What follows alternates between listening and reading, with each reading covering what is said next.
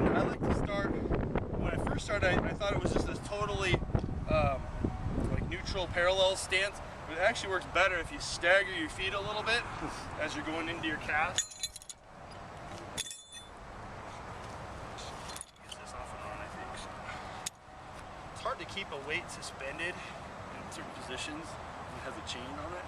It's hard to do. So see this position and got my hook grip in. Just starting with that, just get that position. A lot of people make the mistake and have these huge looping casts thinking that that's gonna create something into the, into the throw right there. You have to be stable, nice and smooth and long. I want you to feel the stretch down your arm and your trapezius muscle here, especially with the lightweight. You just have to feel that be long and loose. That's a key thing with the lightweight. The heavy, some people say they throw it exactly the same. Usually they're big, strong guys that say that. I can't do that. I have to be a lot more aggressive and stable. I have to stabilize the whole time, and I'm just gonna be a little more active with the cast. So we'll definitely break down the two events. And I want you guys, in the past we haven't thrown the 56 as much, but I want you guys to throw the 56 a little more too, or the 42, whatever. Oh man. Something heavier than a 28. So something in your hand to see that. Usually it brings out kind of different characteristics. And I think throwing it more, especially this time of year, is a good thing, good idea. I didn't make a lot of improvements until I really got somewhat comfortable throwing it. I had to throw it at least once or twice a week. Yeah, you can work on footwork. You can do a lot more throws with the 28.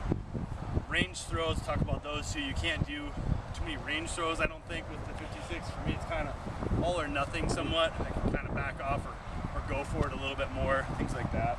So anyways, again, back to our cast. This arm I want up. We're gonna kind of over exaggerate that concept too. This arm's up the whole time. So we're just bringing it in front of our body. Transition here. I want you to look this direction. This arm's up again. Whole time it's like a bull rider, just holding that arm up through all the positions. That's gonna keep our shoulders stable. It's gonna give us a little sense of counterbalance, all that good stuff. So get that weight going. And when I come back, I try to keep it close to my hip, but I don't force you. Talk about these figure eights and what you're doing with your hand, this and that. I don't even think about that. That's just something you can play with. See what works for you.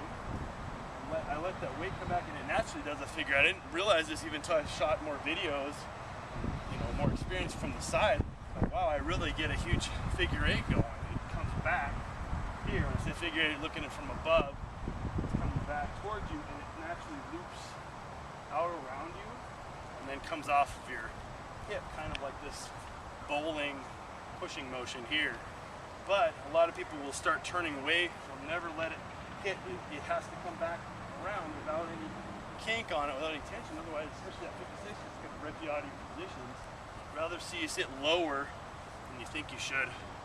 Even with the 28 cast, almost think about brushing the ground. You wait till it comes off of your right hip, or if you're left-handed, left hip, past your right hip before you start turning it all with it. And like any other throw, you want to work the ground with it too. You want to pivot the feet, load. Even it's a little more advanced, you don't have to worry about this too much today, but actually coming up a little bit, driving down without being too dynamic with it. You just want to get a little drive, especially with that 56, driving. Rather see you wait longer and keep to the cue I've been working on too, looking over this way longer until the weight's right here even. Then you start to feel that getting light. You want to do a quick pivot turn, replace the left foot with the right foot, cast here, right into that position. You're into that active drive. We're going to stop there because I don't want to get too complicated, but that's just land into that. I call it the front squat position because you want to be active, tall with the upper body. You don't want to be loose like this, and be lower than you think you should too. Active position right here, boom. And I haven't eaten up the whole trig either. Right there. That bounds there. Right there. That's a huge thing. You just get that part down. The drill for this